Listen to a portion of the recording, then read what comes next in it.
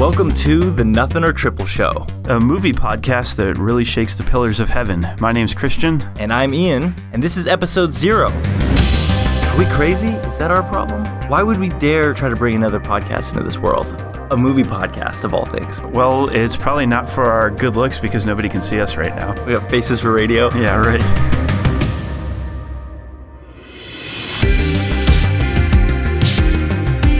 So just like a little bit of background, Ian and I have known each other for years, and we spend a ton of time talking about movie, the things we love, the things we don't love, ideas we have, reacting to movie news, that sort of thing. And we figured we have fun doing it, so why not give it a shot at recording? The podcast is part of a bigger project called Nothin or Triple. And the idea of Nothin or Triple is that, you know, we're just sort of like creating content around our love for movies. So right now we've got the podcast.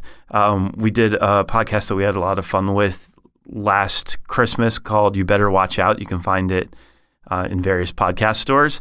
And we have a website, nothinortriple.com, where we're going to write about the things we love. And then, you know, time permitting, we would love to be more creative, do video production, write scripts, do all the things that we love about movies. Yeah, the truth is we just can't help ourselves. There are lots of movie websites and lots of movie podcasts and shows and YouTube channels. But none like this. No, because this is the only one that has us. They don't have us, yeah. And we may very well be crazy. And while we've talked about doing this for years, you know, we're tripling down, as it were, or we're finally just taking the jump instead of doing nothing anymore. Yeah, good. So where did Nothin or Triple come from? What's that a reference to? Good question. Nothin or Triple is a reference, as is the title of this episode, to Big Trouble in Little China, John Carpenter's masterpiece. It's a movie that Ian and I both love, and we'll talk a little bit more about it in a few minutes. But there's this great sequence early on in the movie when the main character, Jack Burton, he's driven into Chinatown, San Francisco, and he's having a night of late drinking and gambling with his buddy Wang and some other guys. And Wang keeps losing, and he's not accustomed to it. So they get to the early hours of the morning. Jack's about to collect his winnings, and Wang is just incensed that he's lost. And he says, let me try one more time, Jack, nothing or double. And he tries to cut a bottle in half and messes up. So Jack wins the bet, and the movie progresses, and then all this crazy stuff happens. And at the end of the movie, Jack asks for his pay, just sort of as a joke, bringing things to a close, and Wang overpays Jack, and Jack said it was nothing or double, and Wang said it was nothing or triple. You earned it. But he agrees because he did earn it. Yeah, that's a long explanation. You should actually watch the movie. All right, very good. Who are these guys behind the mics that they should listen to? Why don't you say who you are, and then I'll say who I am. Who am I? So my name is Ian Pullins, and I'm a movie nerd of 34 years of age. Young man. And have been my whole life. You've been 34 your whole life? No, just a movie nerd. Oh, okay. Although I am an old soul, so maybe that's my problem. Professionally, I work as a art director and designer and creative consultant, and I do that with Christian, and he can talk about his work as well. But no matter how many clients I've worked with and how many projects I've worked on, movies have always been a true passion of mine. And it's something I share with Christian. Yep. My name is Christian Klansky, and I am also a movie nerd. My parents were always great about showing movies to me when I was younger, but they were very strict about what I could watch. And I think that was sort of a challenge to me, that once I was old enough to start seeing, you know, PG-13 and R-rated movies, I just started devouring them. And I don't know, I have this useless encyclopedic knowledge for movie trivia. If there was some job where I could be paid to be sort of like a walking IMDb, then I would be doing pretty well in life. It is kind of like a superpower for you. No, it's not a superpower. Compared to average, normal, mortal movie watchers, I thought that I had a pretty good movie knowledge, but it pales in comparison to the names that you can remember and the years and the dates that you can Well, it's recall. weird. People say that there's people who say they never forget a face. Like I never forget something I read about a movie or something I've seen in a movie. I don't know why that is. Maybe my brain is miswired.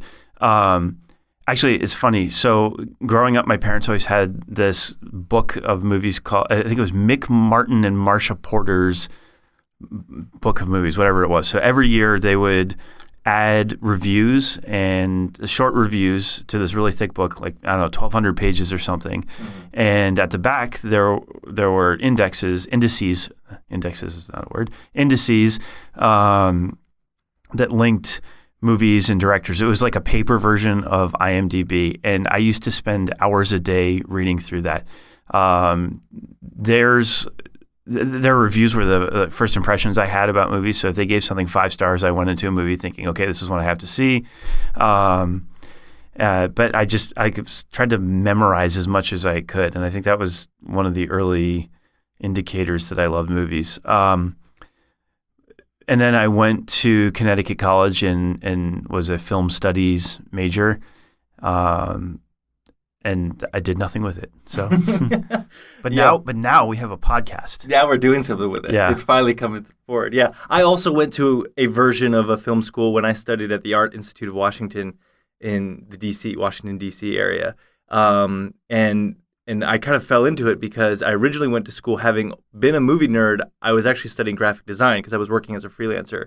And I wasn't learning anything. I was like, well, this is boring, because I had already been working as a graphic designer, and they had just started a digital film program. And I said, I jumped as soon as that program started, and I said, I'm making movies now. I'm going to be a filmmaker. I'm not just going to be a movie fan anymore. Well, I've not yet become a filmmaker, but I'm still a movie fan. And I like your story about reading the old index and catalog of movies, the precursor to IMDb. We didn't have that, and we barely had television. My dad was in the Army, and we moved around a lot. And some of the places we lived were Arizona, deep in the mountains, and a lot of years in Germany. And in both cases, we didn't have access to American television. So any time my dad would go what's called TDY, which is essentially a business trip for soldiers, where they go either to the field or some other location, leave their families behind temporarily. If anytime he was put up in a hotel, because he was military intelligence, they put him in a hotel. He wasn't like, anyway, long story. But anytime he was in a hotel, he would bring the family VCR with him, and he'd program it, like, spend hours programming it so that on long play, and record all kinds of, HBO Family and other movie channels to collect Cinemax late night. Things that were family friendly. Oh, okay. And then he would come back like Santa Claus. He would literally have a trash bag full of VHSs on his back when he'd come back. We were so excited, not to see him, but he'd been gone for 2 months, but to see what movies he had brought back for us. And so we would have there'd be a long play with the entire Back to the Future trilogy or the original Star Wars trilogy or something. And then there would be some random movie that we would have never watched had it not been programmed like right before or after one of the. So your dad was a military intelligence pirate who returned home with trash bags full of goodies for the kids. All right, that's a pretty funny image. Yeah, and that's how my love for movies, because we very rarely had television to watch, and so it was all movie library. All right, you said love for movies. This is just an intro episode, so quickly, what's your favorite movie? My favorite movie is Oh Brother, Where Art Thou by the Coen brothers. Why?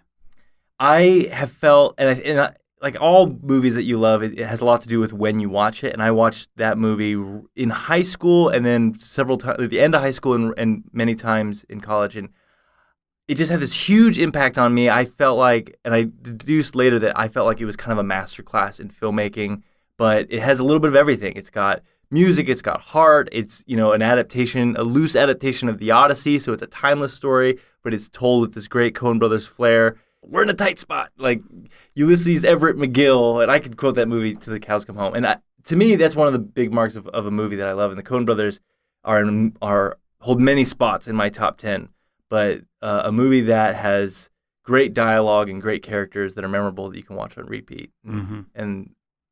And Oh Brother, Where Art Thou pushes up all the way to the top for me. What's yours? Mine is actually the inspiration for our entire brand, Big Trouble in Little China. I can watch that movie on repeat 24 hours a day. It gets better every single time I watch it somehow. There are very few movies that I feel that way about. I think, so unfortunately, Big Trouble in Little China was a movie that sort of derailed the brilliant filmmaker John Carpenter's career because it wasn't well received at the box office or by critics. And he thought he had a surefire hit on his hands. And he did. People didn't find it until years or decades later. Big Trouble in Little China, I think, is the perfect example of a movie that knows exactly what it wants to be and fully accomplishes it. It's tongue-in-cheek. It's a really clever action movie. It did something that you hear about this more and more now that people are seeing it, but like people are aware of it. But it did something that I'm not sure had been done in Hollywood before, which is the main character was actually the sidekick of the story, and he just didn't know it. So the perspective was really hilarious. I think it's Kurt Russell's best movie. The dialogue is stunning. Mm-hmm. Like it's just, oh my God, it's so funny. Kurt Russell's delivery is perfect. Nice, thought so. Yeah, exactly. Like it's like Arrested Development, at least the first 2 or 3 seasons, I think. That's an example of body of work that you can go back to and find something new every time. I've seen Big Trouble in Little China dozens of times, and I still feel that way. Yeah. I'll find some nugget of dialogue or some characters doing something in the background. I'll appreciate some clever edit.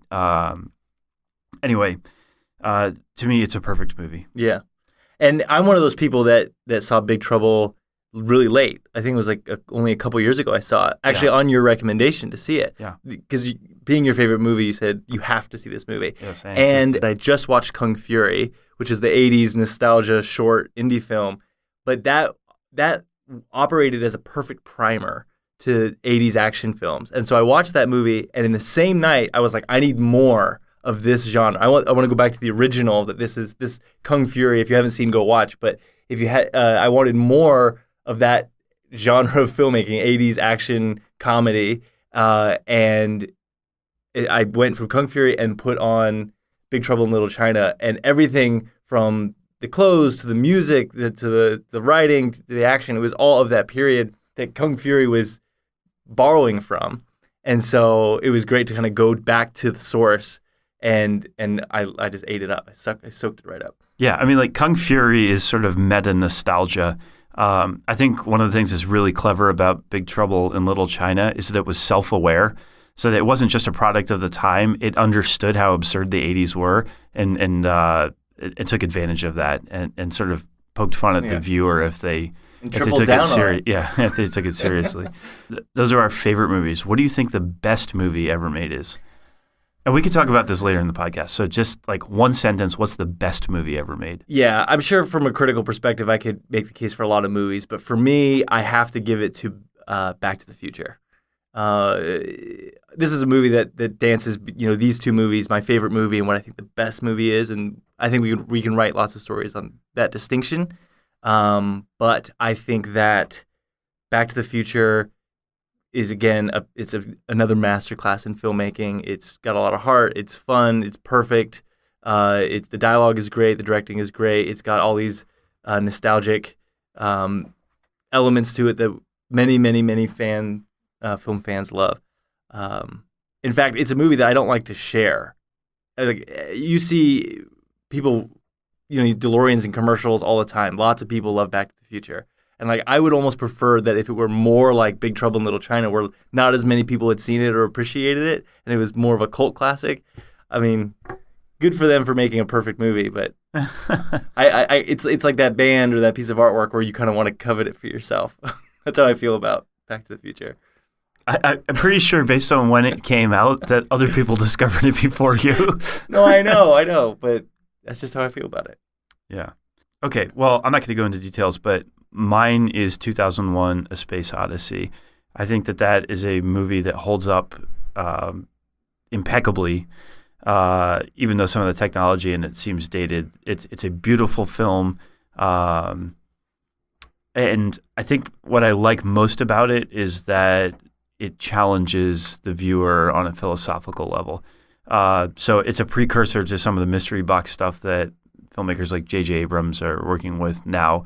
But Stanley Kubrick gives you all these really fun clues throughout the movie, and then the last, 20, 30 minutes is totally open for interpretation.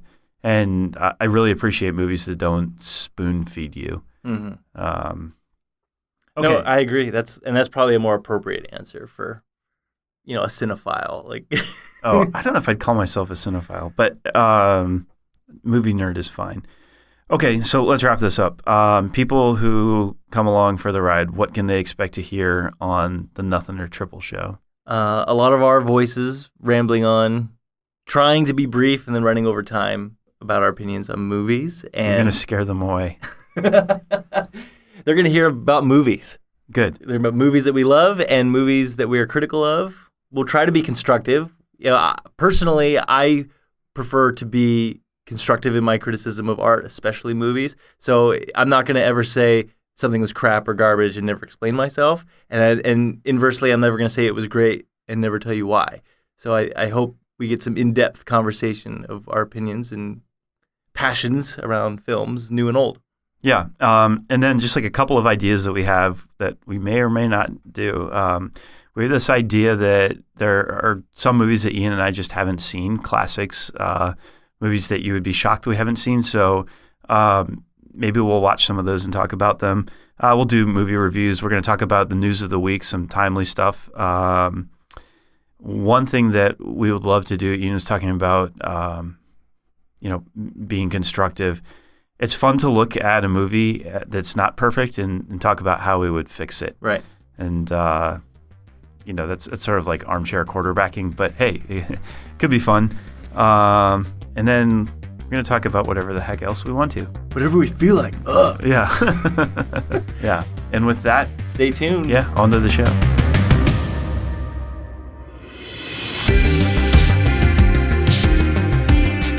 Hey, thanks for tuning in to our debut of the new Nothin or Triple show. Hopefully you're interested in what we have to say and you'll hang out with us for the coming episodes. We have a website, nothinortriple.com, and we're on all the social media platforms that most people care about, Twitter, Facebook, Instagram. We're still ramping up on how frequently we post there, but you can find us there. The podcast is available everywhere podcasts are found, iTunes, Spotify, Google Play, all those fun places. Please consider subscribing and rating because it really helps us out. And if you love movies, you probably have friends that love movies, tell them about it. See you next time.